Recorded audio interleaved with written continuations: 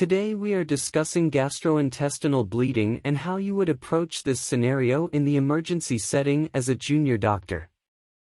First, you have to understand what is GI bleeding. GI bleeding can happen anywhere throughout the gastrointestinal system and is divided to upper and lower GI bleed.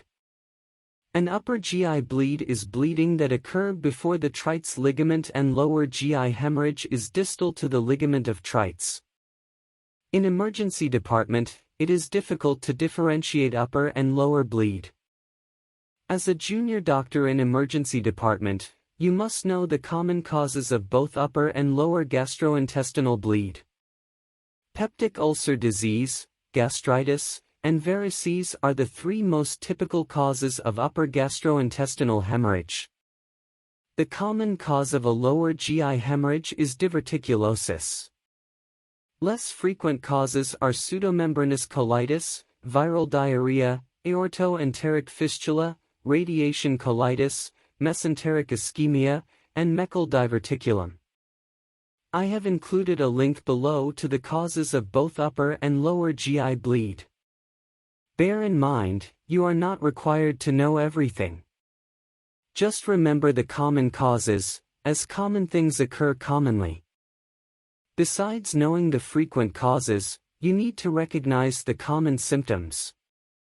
The most common symptoms that patients will report are hematemesis, coffee ground emesis, hematochezia, or melena.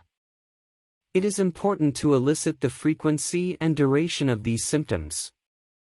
For example, for hematemesis, it is important to determine whether blood was present at the beginning or only appeared after multiple vomiting episodes. A Mallory-Weiss tear is suggested by the later history. History consistent with liver cirrhosis like chronic alcohol use, hepatitis, for drug use is clues pointing to varices. You also must ask the associated symptoms pertaining to suspected conditions and review the complications. For example, when the gastrointestinal bleeding has been gradual but persistent, the patient may exhibit anemia-related lightheadedness, weariness, chest pain, or shortness of breath. Other example is when there is epigastric stomach pain which is associated with eating. You may think of peptic ulcer disease. These are just examples. The conclusion is, you are responsible to ask each and every symptoms related to the suspected conditions.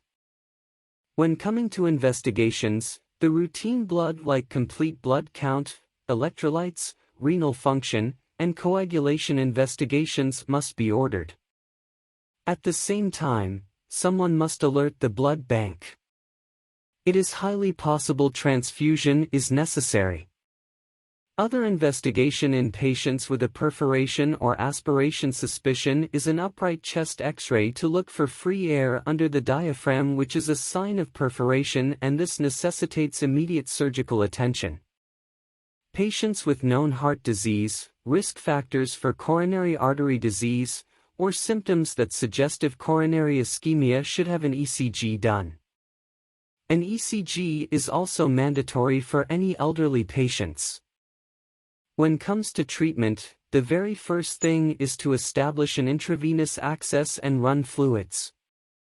The access should be a large bore cannula, and the choice of fluid is bolus of 1 to 2 liters of normal saline.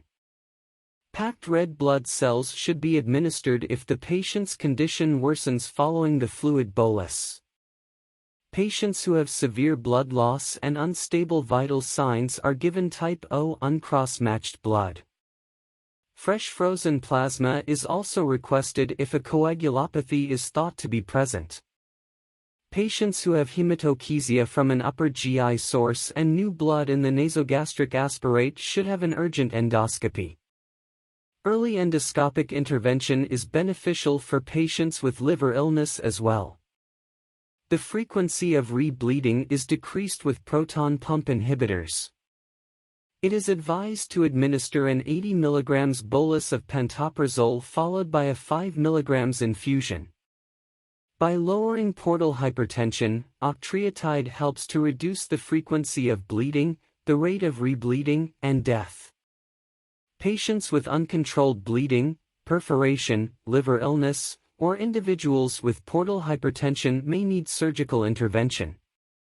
The final and the most important step is to consult gastroenterology and surgical services as soon as possible in any GI bleeding cases.